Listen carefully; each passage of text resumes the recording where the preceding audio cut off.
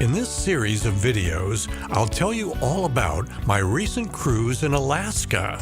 Not on one of those big cruise ships, but on a small ship with less than 150 passengers. I'll show you some incredibly beautiful scenery, including 3 different glaciers and one of the most beautiful lakes I've ever seen. Plus, lots of wildlife, including whales, sea lions, seals, and even a bear. This is part 1 of what is going to be a series of videos about my recent cruise on the cruise ship American Constitution from American Cruise Lines. I like American Cruise Lines so much that I've sailed with them 10 times now, but this Alaska cruise was my favorite of all. It was fantastic. One of the things I liked about it was that it was longer than most Alaska cruises. Usually, if you do an Alaska cruise on a big cruise ship, it's only 7 days. But this was a 10-day cruise, which felt just right to me. To meet up with the ship, I flew into Juneau, and while most people just fly in the day before the cruise, I elected to come in 2 days before so that I would have a full day to explore Juneau on my own before boarding the ship and starting the cruise. The very first thing I wanted to do on my pre-cruise day in Juneau was to ride one of Juneau's most famous tourist attractions, the tram that'll take you up to the top of Mount Roberts. I had been to Juneau once before, 10 years earlier, on a princess cruise with all of my siblings.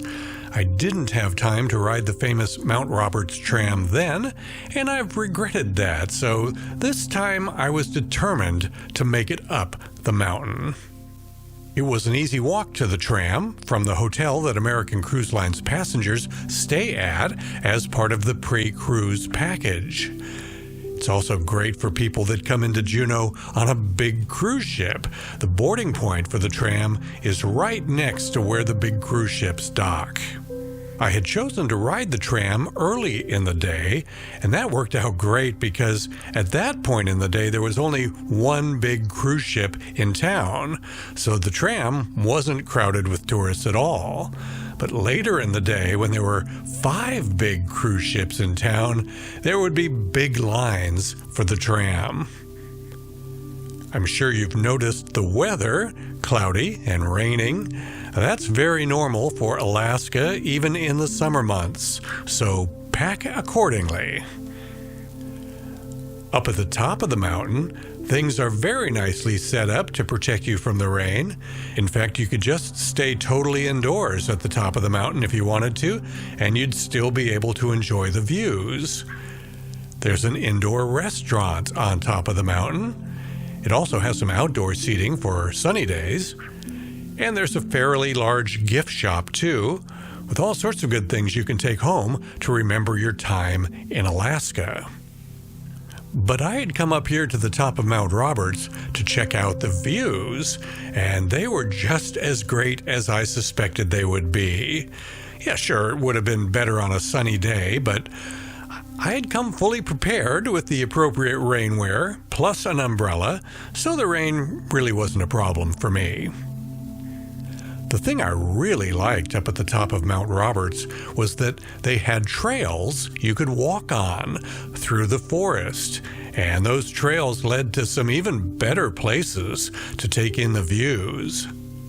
After exploring the trails up at the top of the mountain and spending a lot of time enjoying the big views of Juneau, I was taking a look at the structure of the tram station, thinking about the engineering involved in building it and all about how it was constructed.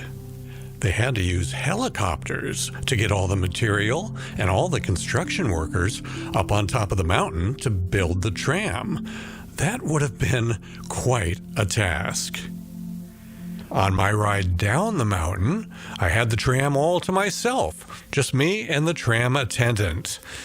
It's a pretty quick ride up or down the mountain, only takes about 6 minutes. The next morning, there were 3 big cruise ships docked in Juneau, but for me, it was embarkation day for a much more special type of cruise ship, a small ship which can take you places that the big cruise ships can't, and which I would share with less than 150 other guests. A bus picked us all up at the hotel and would eventually take us to our ship, but first, we made a stop at the Alaska State Museum in Juneau for a little introduction to Alaska history and culture. The exhibits focus on Alaska's native heritage, natural history, art, wildlife, historical artifacts, plus some major periods of Alaska history like the Russian colonial era, the gold rush, and becoming our 49th state. After visiting the museum, our tour bus took us up what's known as the Glacier Highway to a very scenic little spot along the Mendenhall River, where we had the chance to enjoy the beautiful views and breathe in the fresh Alaska air. Some of us chose to do a quick little hike in this meadow along the river. And as I raised the drone up a little here, you can barely see Mendenhall Glacier at the base of the mountains. Our next destination was the one we had all been waiting for, our cruise ship, American Constitution, which was docked at this pier in Auk Bay. After being welcomed aboard and locating our cabins, we enjoyed a nice lunch and then a quick safety briefing. And before long, we were sailing out into Auk Bay, where right from the get-go, the views were pretty sweet. Just about everyone was out on deck, snapping photos and taking in those views. Those snow-capped mountains made for a really great-looking backdrop, and as we got out a little farther, we had an even better view of them. Plus, if you look at the base of the mountains, there's Mendenhall Glacier again. Our ship would be sailing for the rest of the afternoon and evening, reaching our first destination late tonight.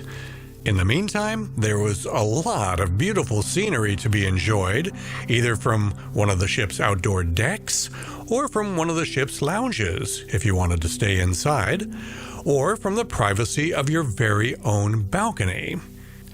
I brought my own binoculars, but the ship also has some available that you can borrow. This was an especially scenic spot along the way. It's a lighthouse known as the Eldred Rock Light.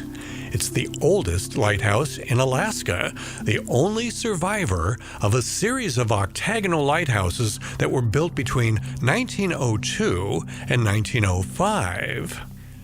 Before the lighthouse was built, ships had a nasty tendency to run aground on this little island in the middle of the channel. Ever since the gold rush, it has been a very busy waterway because this is the shipping route to Skagway. In fact, we saw a Princess cruise ship coming back from a day in Skagway, and we also saw a really beautiful sunset this evening. Alaska is so far north that in the summertime, sunset is pretty late. I think it was about 10:30 p.m. And around 11 p.m., we reached our first destination, the very small town of Haines, population less than 2,000 people.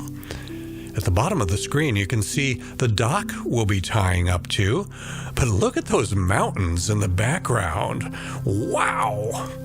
I was lucky to get these shots at all. This was well past sunset, but there was just barely enough light for my camera to get the shot. Let me give you a much better look at Haines.